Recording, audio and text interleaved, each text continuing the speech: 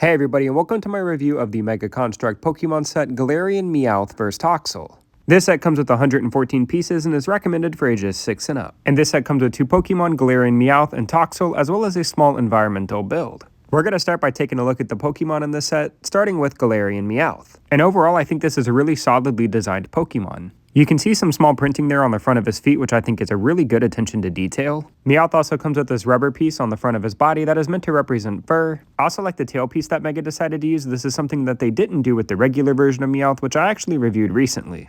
You can also see there's a little bit of printing on the back of his legs there. Again, really good attention to detail. And overall, I think this is one of the more solidly built Pokemon that I've reviewed from Mega so far.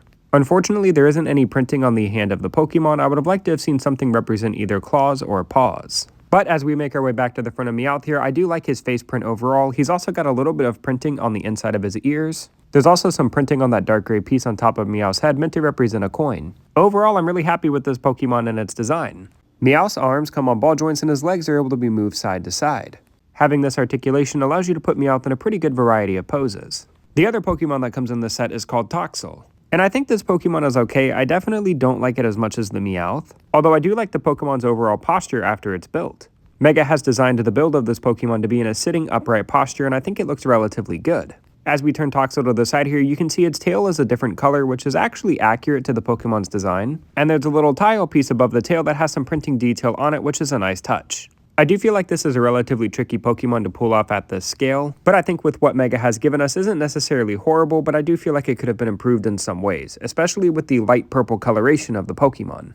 This is also the first time that I'm not really a fan of a Pokemon's face print made by Mega. It just looks a little off to me. Toxel also comes with some pretty good articulation thanks to the use of ball joints, but I definitely think the Pokemon looks best when it is built in the position that it's supposed to be in, which is the sitting posture. I've also seen some official artwork made by Pokemon of Toxel on all fours, and I tried to recreate that here with this figure, but it just doesn't look right. And this Pokemon does have some good articulation in it, I just feel like it doesn't look well unless it's in that sitting position. With both of the Pokemon out of the way, we're now ready to talk about the small environmental build that comes in this set. To me, this is a depiction of either a restaurant window or maybe an alleyway in a city. I will say the thing that bothers me most about this is on this side of the window there are 3 rows of studs, and on this side there are 2. So the window isn't in the center of the build and it just looks a little cheap and lazy to me. The detail on the window is printed, however, and I think it looks relatively good for what it's trying to represent.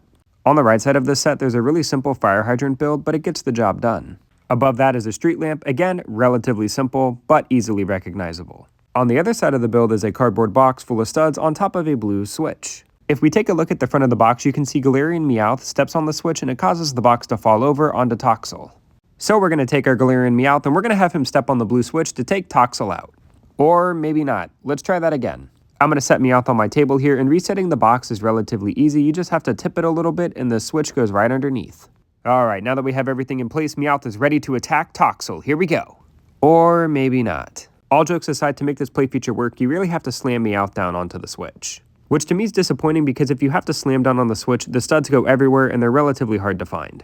The last thing I want to mention is that this set does come with a Great Ball pin. And it is a very simple build, only made of 3 pieces, but it does have a printed Great Ball design on it, and I think it looks good for what it is. But this is by no means anything special.